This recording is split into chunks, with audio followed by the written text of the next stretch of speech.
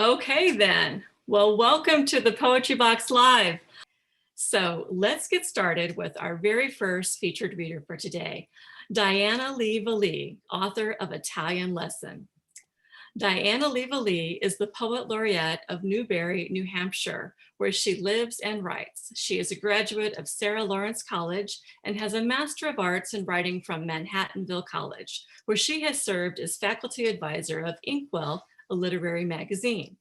Her award-winning poetry and short stories have been published in hundreds of literary journals, and many of them have been translated into Italian. She is the author of 5 additional books of poetry and is a member of the National League of American Pen Women, the New England Poetry Club, the International Women's Writers Guild, the New Hampshire Poetry Society, and founder of the John Hay Poetry Society. So please welcome Dianalee Velie. Thank you, Shawn. Thank you. You've done a beautiful book on Italian Lesson. I just love the way it looks. Thank you so much for all your hard work. Well, the first poem I'm going to read is the title poem in the book, Italian Lesson. My Italian needs lots of help. The spongy coral-like object on my plate does not appear edible or anything like I would imagine the seasonal fish stew I thought I had ordered would look like. Poking at the glob with my fork, it wiggles as my knife struggles with the first cut. Proceeding with serious caution, the smallest possible piece makes its way to my suspecting palate.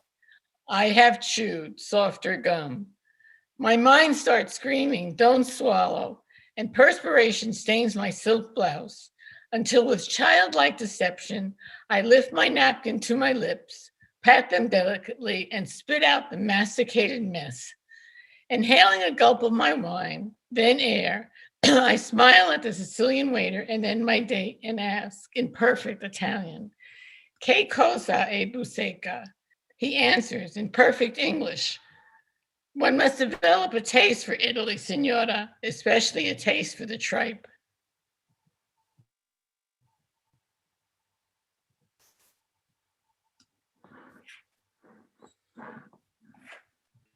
Il dolce farà niente, which means the art of the sweetness of doing nothing. Dozing, we wander in a wonder of semi-slumber, filling the hours of il riposo, the rest, with the sweetness of doing nothing. Vacationing in Positano, the Tyrrhenian sea breezes waft over us with silken waves of wind. We bare our bodies and satiate our souls. Welcoming mindfulness instead of full minds, luscious linens amidst green foliage scent the air with citrus musings. Billowing white table linens drying in the sun on our villa's veranda mimic the pregnant sails on boats bound for Capri. Mesmerizing aquamarine waters sprinkled with solar diamond dust lull us with the sound of surf as we sip sparkling Prosecco, lost in each bubble. Listening to the silence of whipped cream clouds and the tickling sound of angels' laughter, we savor this lusciousness called life. Next, I'll read Art. Art is a Theresa sonnet. Dante wrote the whole Purgatorio, Inferno, and Paradiso in Theresa sonnet, Art. We have explored Florence's Uffizi, witnessed personally prominent works of priceless art, Da Vinci, Michelangelo, Botticelli, and the rest. But here in the Alps, beside a simple goat cart, in front of the rustic red house on his farm, Stefano stands tall, spare, and stark. A basket of onions is poised on his arm, while sunlight glistens his olive skin. Perspiration a part of his natural charm. He tosses us a heartbreaking grin set in aquiline features that make us faint, while we think of how many ways we can sin. This feast some female artist should paint. Alas, some woman with great moral restraint.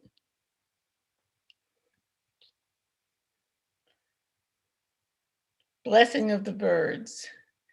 We stayed in a monastery and it was converted into rooms, and birds would flock. I mean, they would just flock to the belfry all the time. Blessing of the birds. The flock of common red-polled finches, their tiny heads capped in scarlet, like the cardinals descending upon Rome, landed on our patio under the pewter dome of a pious Roman sky. A beautiful benediction, joyously dining on communion of sunflower seeds and sipping from the chalice of sun-warmed bird bath. They paused only to sing a chorus of qui, a Kyrie eleison to nature's glory, a perfect psalm of their ritual migration. Wrapped in my white bathrobe like the newly ordained Pope, officiating at his first Sunday Mass, I blessed my flock with a simple prayer of gratitude, then watched them scatter, sweeping and arching, dipping and twirling, returning to the heavens. Ode to the ravioli I left behind. I don't know if anybody's like me, but I have food boxed up all the time because portions are so huge. And inevitably, 50% of the time, I leave the box on the table. So this is Ode to the ravioli I left behind. True to my fickle brain, I left you behind in the styrofoam to-go box, destined you to the restaurant's trash bin instead of providing me with 2 scrumptious lunches. You were perfection, aglow in olive oil, your little patty cakes of dough infused with emerald spinach and filled with fluffy ricotta. Sauteed peppers, broccoli, and mushrooms crowned your glory. Oh, to leave such perfection behind. Forgive me, please, and add this error to the temple of my transgressions.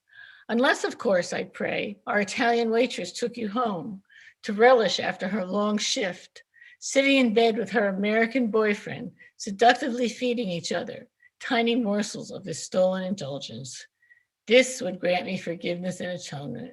This would clean my plate. Petrarchan Pride.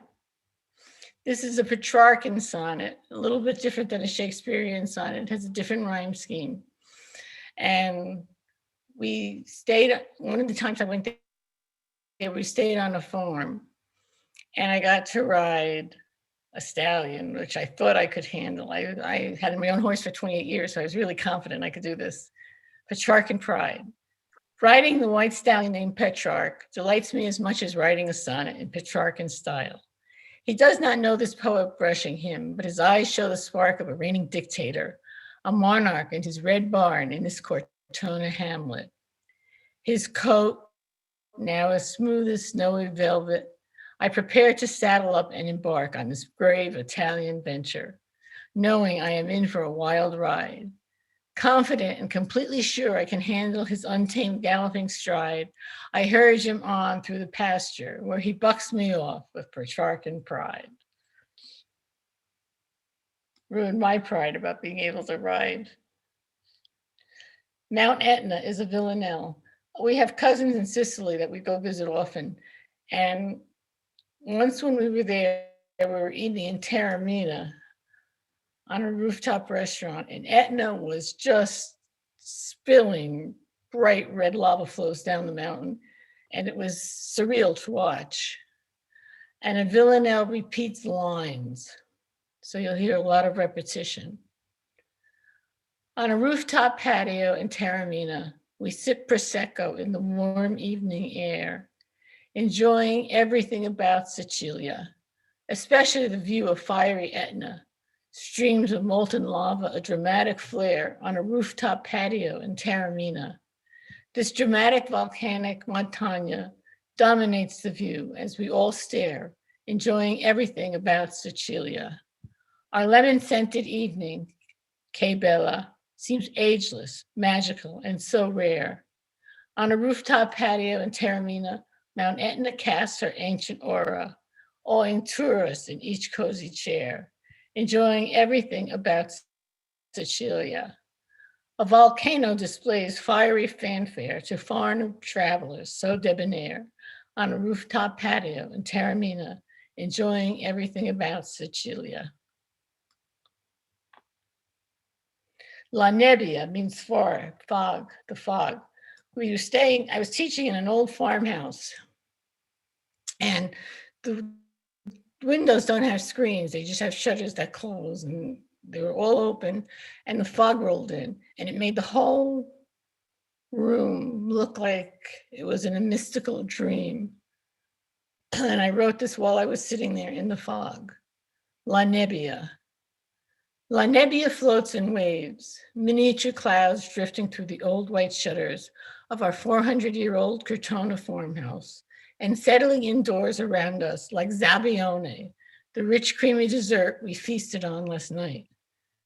Enveloping our bodies with moist Tuscan air, opaque as the porcelain skin of La Madonna, this fog glides around us, is inhaled and exhaled, until even the ochre stuccoed walls soften, breathe, acquiesce to this breath of the gods. The silver mist trembles, quakes, infantile droplets of moisture mixing with antiquity, restoring, rejuvenating, resting on windowsills, oak cupboards, and rustic pine beams. The dried shafts of wheat, parched and stalwart, relax into the heart of a vase as blue as the Adriatic Sea, dreaming of becoming warm toasted bread.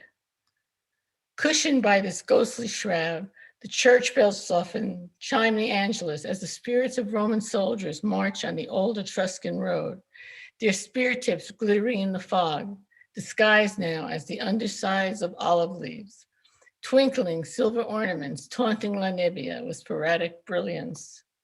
We lean on old stone sills, beckoning this mist indoors, mesmerized and lost, having allowed this fog to swirl and curl us into past civilizations where dreams of this projected day propelled us into the clouds, this day destined for infinity, this pewter domed day aglow in Italy. The fog casts a magical spell. Santa Laura slays the dragon is the next poem. In Sicily, when my son got engaged, we flew over again to introduce the cousins to his new wife-to-be. And it was like a scene out of The Godfather. Santa Laura slays the dragon. Like a scene from The Godfather in Sicily, we stroll the streets of Ibla, Old Ragusa, leading La Passeggiata. My son, Joe, and his fiancée, Catherine, are followed by Mia Cugina, Laura, and me, Laura's husband, Gian Felipe, and Chiara, their daughter. Then a family friend and their son, Livio. All the duos linked arm in arm, a small parade of La Familia. The temperature stays warm as we leisurely regroup to enter La Chiesa de San Giorgio Vecchio. My daughter-in-law, still comfortable in a camisole top displaying her lovely arms, is stopped by a portly matron dressed in all black, sitting under the famous portal. No, no, she waves her finger at us while breathing fire in Italian. We get the gist of her monologue. No exposed arms. Blessed cousin Laura promptly puts her arms around Catherine's shoulders, telling the dragon lady, now she is covered. We all file into the church built behind the ancient portal, the only structure left standing in Ibla after the earthquake of 1693. The matron is so scalding, we fear it might collapse now, but Laura has slain the dragon lady with one look and her spontaneous caress. Above her on the ancient portal, San Giorgio, sword in hand, is depicted doing the same. She was terrifying. Positano pontoon. A pontoon also repeats lines, so you'll hear a lot of repetition. And this poem somehow found its way all over Italy. I keep getting prints of it. Positano pontoon. A full moon over Positano lights the sea. Everywhere the sea glistens, illuminating lush lemons, sparkling like remote stars right here in the garden. The sea, everywhere the sea glistens, revealing fragrant bougainvillea like remote stars right here in the garden. Mesmerized by the sea's royal reflections, revealing fragrant red bougainvillea, Lovers stop and stare at these enchantments, mesmerized by the sea's royal reflection, sweet figs ripening in abundance. Lovers stop and stare at these enchantments, pink trumpet flowers cascading down cliffs, sweet figs ripening in rich abundance, everything mirrored, doubling this dreamscape, illuminating lush lemons, sparkling, everything mirrored, doubling this dreamscape, a full moon over Positano lights. So many parts of Italy are so very, very different.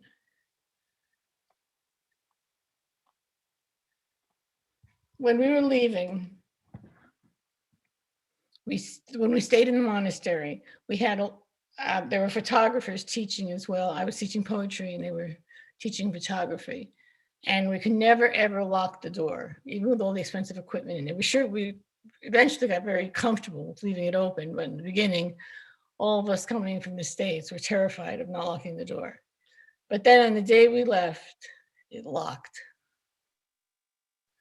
Arrivederci. We closed the huge door made of weathered olive wood slats, a door we were somehow never able to lock, the 5 deadbolts forever refusing to align.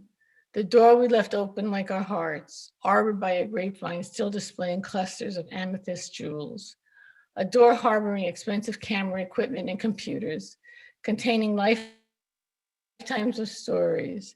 This door behind which an ethereal world existed, where photographers turned water into wine with infrared cameras, capturing our world in a magical, mystical mist, where we wandered, stranieri, strangers, searching ghostly images that materialized into stories and poems, told with waving hands and glittering starry eyes. This door, having beseeched us to come in, rest and create, now blushes in the amber sunset as we prepare for another journey and another door, when we hear the accidental click. The lock, more knowledgeable than fate, seals shut, like a camera lens closing, revealing, remembering, recording this week of our lives as we fold ourselves back into the Tuscan hills. Thank you. Arrivederci.